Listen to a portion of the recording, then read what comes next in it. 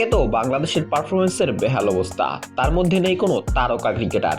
ফলে দর্শকদের ক্রিকেট নিয়ে উন্মাদনা, আবেগ, ভালোবাসা যেটা তৈরি হয়েছিল সেটা এখন প্রায় মৃতপ্রায়। আগে বাংলাদেশ খারাপ করলেও সাকিব আল হাসানের মতো ক্রিকেটার ছিল, তাই দর্শকরা ফলাফল এক সাইডে রেখেও সাকিবের ইন্ডিভিজুয়াল পারফরমেন্স দেখার জন্য মুখিয়ে থাকতেন, টিভিটা অন করতেন অ্যাটলিস্ট। সাকিবের আলাদা খেলা দেখার জন্য হলেও অনেকে অপেক্ষা করতো সাকিব কখন বোলিংয়ে আসবে কিংবা ব্যাটিংয়ে আসবে, কিন্তু এখন আর সেটা নেই।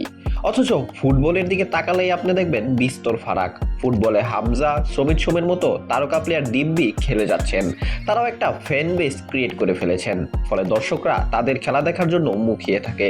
কিন্তু ক্রিকেটে সেটা আর কই। ওয়ালটন এখন দেশের সীমানা পেরিয়ে পৌঁছে গিয়েছে 50টিরও বেশি দেশে।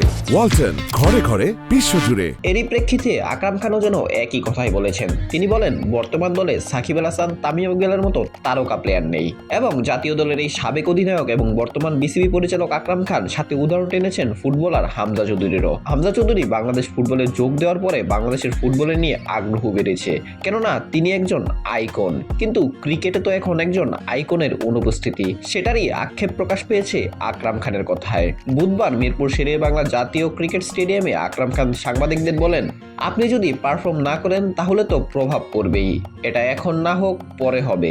একটা দেশে আইকন খুবই গুরুত্বপূর্ণ। ফুটবলে হামজা এসেছে, আগের তুলনায় অনেক জনপ্রিয়তা বেড়েছে, আগ্রহ বেড়েছে। ফুটবলে দিব্যি এখন স্পন্সরশিপও আসছে, আমার বাসার মেয়েও গেছে খেলা দেখতে। হামজার মতো আইকন ফুটবলে খুবই গুরুত্বপূর্ণ।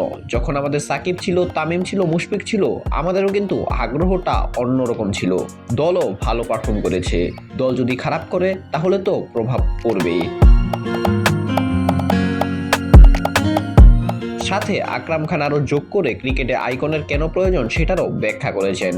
সাবেক অধিনায়ক বলেন, মানুষ খেলা দেখে, যাকে পছন্দ করে তার খেলা দেখে, সে যদি পারফর্ম না করে তাহলে নিরাশ হয়ে যায়। আপনার ধারাবাহিকতা খুবই গুরুত্বপূর্ণ আইকন খেলোয়াড়ের জন্য। বড় বড় যারা খেলোয়াড় আছে তারা বেশিরভাগ ম্যাচে পারফর্ম করে, যে জিনিসটা আমাদের এখন ঘাটতি রয়েছে। আমাদের ধারাবাহিকতার খুবই অভাব, এটা থেকে আমাদের বের হতে হবে। তাই স্বয়ং বিসিবি পরিচালকের কথায়ও এটা স্পষ্ট, সাকিব আল হাসান এই দলের জন্য কতটা গুরুত্বপূর্ণ একটা মিসিং পাজেল। হয়তো আবারও তার দলে ফিরে আসার মাধ্যমে ক্রিকেট নিয়ে বাংলাদেশ মানুষের আবেগ, ধ্যান ধারণা, আবার সেই পুরনো ফেম ফিরে আসবে। বাংলাদেশের মানুষ আবারও জাগবে, খেলা দেখা শুরু করবে। বাংলাদেশ বাংলাদেশ স্লোগানে মুখরিত হবে স্টেডিয়াম প্রাঙ্গণ, আর সেটা হলে হয়তো বাংলাদেশ ক্রিকেটই উপকৃত হবে। অঙ্কুর গমেজ, বিডি আর্কাইভ স্পোর্টস।